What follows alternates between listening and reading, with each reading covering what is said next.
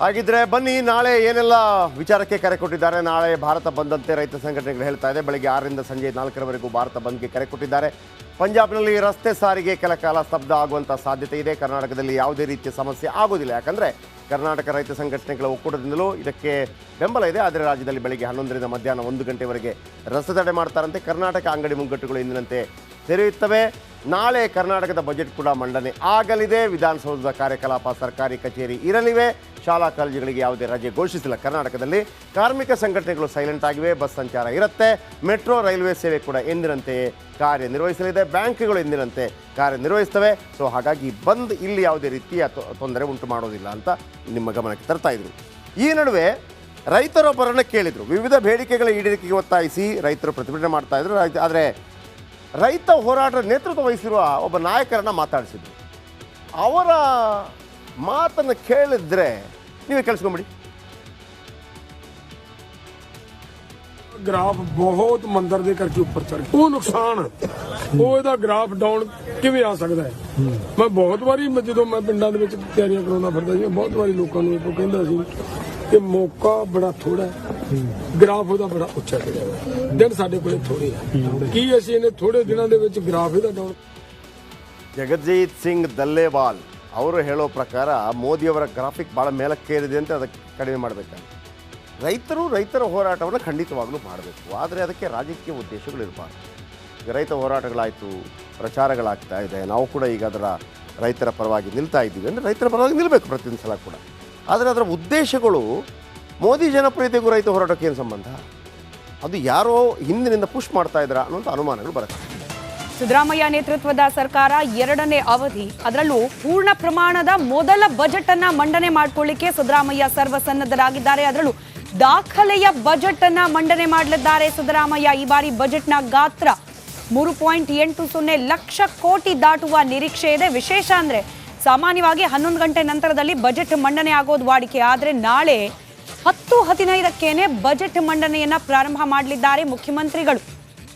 ಹಾಗೆ ಗ್ಯಾರಂಟಿಯ ಪೂರ್ಣ ಪ್ರಮಾಣದ ಲೆಕ್ಕ ಕೂಡ ಈ ಬಾರಿಯ ಬಜೆಟ್ನಲ್ಲಿ ಇಡಬೇಕಾಗಿರೋದ್ರಿಂದ ಸಹಜವಾಗಿ ಕುತೂಹಲ. ಮತ್ತೊಂದು ಕಡೆಯಲ್ಲಿ ಲೋಕ ಕದನಕ್ಕೆ ಯಾವ ರೀತಿ ಪೂರಕವಾದ ವಾತಾವರಣವನ್ನ ನಿರ್ಮಾಣ ಮಾಡಲಿಕ್ಕೆ ಈ ಬಜೆಟ್ನಲ್ಲಿ ಅವಕಾಶವನ್ನ ಮಾಡಿಕೊಡ್ತಾರೆ ಸಿದ್ದರಾಮಯ್ಯ ಅನ್ನೋ ನಿರೀಕ್ಷೆ ಕೂಡ ಇದ್ದೇ ಇದೆ. ಅದರಲ್ಲೂ ಇತ್ತೀಚೆಗಷ್ಟೇ ಕೇಂದ್ರ ಹಾಗೆ ರಾಜ್ಯದ ನಡುವೆ ನಡೆದ ತೆರಿಗೆ ಅನುದಾನ ಹಂಚಿಕೆಯ ಸಮರ, ಮತ್ತೊಂದು ಕಡೆ ರಾಜ್ಯವನ್ನ ಕಾಡ್ತಾ ಇರುವ ಬರ ಪರಿಸ್ಥಿತಿ, ಹಾಗೆ ನೀರಾವರಿ ಯೋಜನೆಗಳಲ್ಲಿ ಕೇಂದ್ರದಿಂದ ತಾರತಮ್ಯ ಆಗ್ತಾ ಇದೆ, ಮಲತಾಯಿ ಧೋರಣೆ ಆಗ್ತಿದೆ ಅನ್ನೋ ಆರೋಪ, ಇದೆಲ್ಲದಕ್ಕೂ ಕೂಡ ನಾಳಿನ ಬಜೆಟ್ನಲ್ಲಿ ಮುಖ್ಯಮಂತ್ರಿಗಳು ಯಾವ ರೀತಿಯಾಗಿ ಉತ್ತರವನ್ನ ನೀಡಲಿದ್ದಾರೆ ಅನ್ನೋ ಸಹಜ ಕುತೂಹಲ ಇದ್ದೇ ಇದೆ. ನಾಳೆ 10:15ಕ್ಕೆ ಬಜೆಟ್ ಮಂಡನೆಯನ್ನ ಪ್ರಾರಂಭ ಮಾಡಲಿದ್ದಾರೆ ಮುಖ್ಯಮಂತ್ರಿ ಸಿದ್ದರಾಮಯ್ಯ ಅವರು. ದಾಖಲೆಯ 14ನೇ ಬಾರಿಗೆ ಬಜೆಟ್ ಅನ್ನ ಸಿದ್ದರಾಮಯ್ಯ ಅವರು ಮಾಡ್ತಾ ಇರೋದು.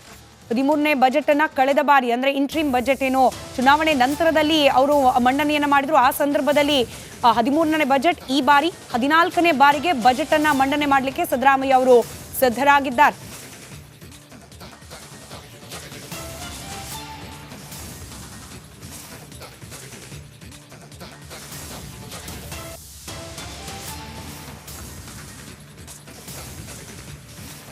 ಮತ್ತಷ್ಟು ಡೀಟೇಲ್ಸ್ ನಮ್ಮ ಪೊಲಿಟಿಕಲ್ ಬ್ಯೂರೋ ಹೆಡ್ ವಿಜಯ್ ನೀಡ್ತಾ ಹೋಗ್ತಾರೆ. ದೂರವಾಣಿ ಸಂಪರ್ಕದಲ್ಲಿದ್ದಾರೆ. ವಿಜಯ್, ನಿರೀಕ್ಷೆ ಸಹಜವಾಗಿ ಹೆಚ್ಚಿದೆ. ಲೋಕಸಭಾ ಚುನಾವಣೆ ಒಂದು, ಮತ್ತೊಂದು ಕಡೆ ರಾಜ್ಯ ಹಾಗೆ ಕೇಂದ್ರ ಸರ್ಕಾರದ ನಡುವೆ ನಡೀತಾ ಇದೆ ತೆರಿಗೆ ಆದಾಯ ಹಂಚಿಕೆ ಸಮರ.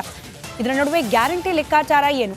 ಎಲ್ಲಾ ನಿರೀಕ್ಷೆಗಳ ಜೊತೆಗೆ 10 ಕಾಲಿಗೆ ಯಾಕೆ ಬಜೆಟ್ ಮಂಡನೆ ಅನ್ನೋ ಕುತೂಹಲ ಕೂಡ.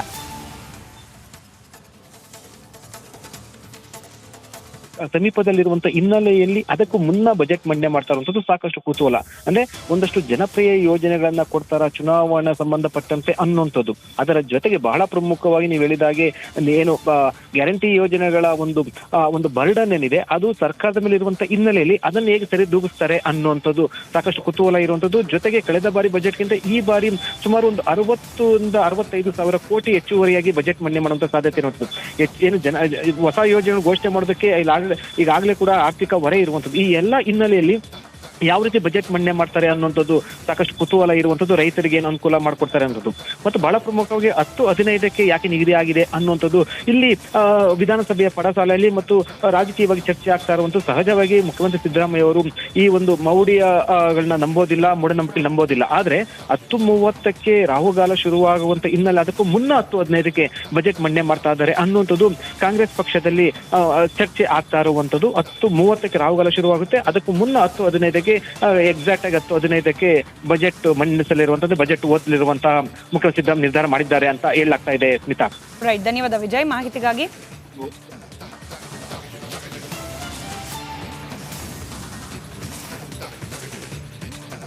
ಬೇಬಿ ಬೆಟ್ಟದ ಸುತ್ತಮುತ್ತ ಕಲ್ಲು ಗಣಿಗಾರಿಕೆ ವಿಚಾರಕ್ಕೆ ಸಂಬಂಧಪಟ್ಟಂತೆ ದೊಡ್ಡ ಮಟ್ಟದ ವಿರೋಧ ವ್ಯಕ್ತವಾಗ್ತಾ ಇತ್ತು. ಕಾರಣ ಶಾಸಕ ದರ್ಶನ್ ಪುಟ್ಟಣ್ಣಯ್ಯ ಅವರು ಕೂಡ ಗಣಿ ಮಾಲೀಕರ ಜೊತೆಗೆ ಕೈ ಜೋಡಿಸಿದ್ದಾರೆ ಎನ್ನುವಂತಹ ವಿಚಾರ. ಈಗ ಇದೇ ವಿಚಾರಕ್ಕೆ ಸಂಬಂಧಪಟ್ಟಂತೆ ದರ್ಶನ್ ಪುಟ್ಟಣ್ಣಯ್ಯ ಅವರು ಸಮರ್ಥನೆ ಮಾಡಿಕೊಳ್ತಿದ್ದಾರೆ. ಜನ ಬೇಬಿ ಬೆಟ್ಟದಲ್ಲಿ ಟ್ರಯಲ್ ಬ್ಲಾಸ್ಟ್ ಪರ ಇದ್ದಾರೆ. ರಿಪಬ್ಲಿಕ್ ಅಣ್ಣಾದಲ್ಲಿ ಶಾಸಕ ದರ್ಶನ್ ಪುಟ್ಟಣ್ಣಯ್ಯ ಅವರ ಎಕ್ಸ್ಕ್ಲೂಸಿವ್ ಮಾತು, ಗಣಿಗಾರಿಕೆ ಬೇಕಾ ಬೇಡವಾ ಅಂತ ಜನರೇ ತೀರ್ಮಾನ ಮಾಡಬೇಕು. ಟ್ರಯಲ್ ಬ್ಲಾಸ್ಟ್ಗೆ ಕೋರ್ಟ್ನಿಂದ ಆದೇಶ ಇದೆ. ಈ ಬಗ್ಗೆ ಅಧಿಕಾರಿಗಳು ಸಭೆ ನಡೆಸುತ್ತಿದ್ದಾರೆ ಅಂತ ಶಾಸಕರು ತಮ್ಮ ಮಾತಿಗೆ ಸಮರ್ಥನೆ ಮಾಡಿಕೊಳ್ತಿದ್ದಾರೆ.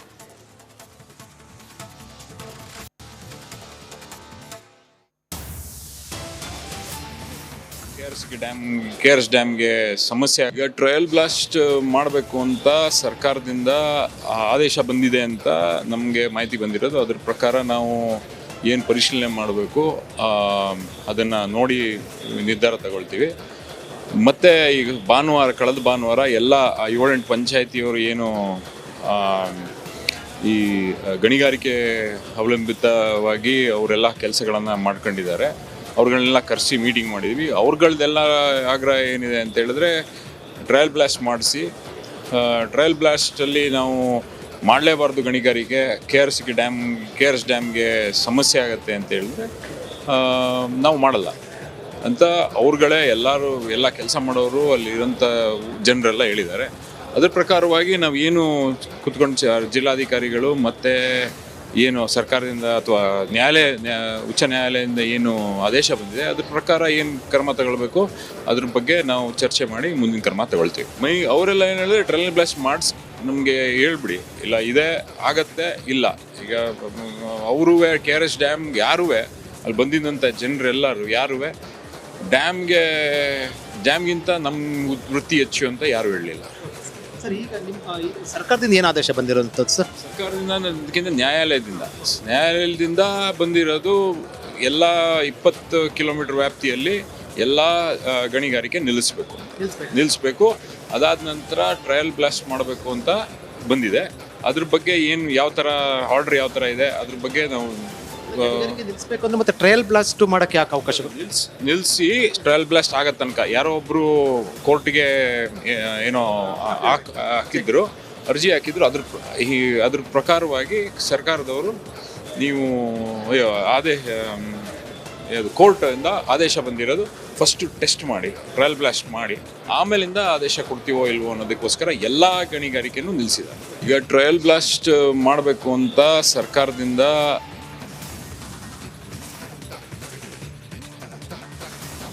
ಇದೇ ವಿಚಾರ ಅಂದ್ರೆ ಬೇಬಿ ಬೆಟ್ಟದಲ್ಲಿ ನಡೆಯಲಿರುವ ಟ್ರಯಲ್ ಬ್ಲಾಸ್ಟಿಂಗ್ ವಿಚಾರಕ್ಕೆ ಸಂಬಂಧಪಟ್ಟಂತೆ ಬೆಂಗಳೂರಿನಲ್ಲಿ ಸಚಿವ ಚಲುವರಾಯಸ್ವಾಮಿ ಕೂಡ ಪ್ರತಿಕ್ರಿಯೆಯನ್ನ ನೀಡಿದ್ದಾರೆ. ಕೋರ್ಟ್ನ ನಿರ್ದೇಶನದ ಆಧಾರದ ಮೇಲೆ ಟ್ರಯಲ್ ಬ್ಲಾಸ್ಟ್ಗೆ ಅವಕಾಶವನ್ನ ಮಾಡಿಕೊಡ್ಲಾಗ್ತಾ ಇದೆ. ಆದ್ರೆ ಇದಕ್ಕೂ ಕೂಡ ರೈತರ ವಿರೋಧ ಇದೆ ಅನ್ನೋದು ಸಚಿವ ಚಲುವರಾಯಸ್ವಾಮಿ ಅವರ ಮಾತು.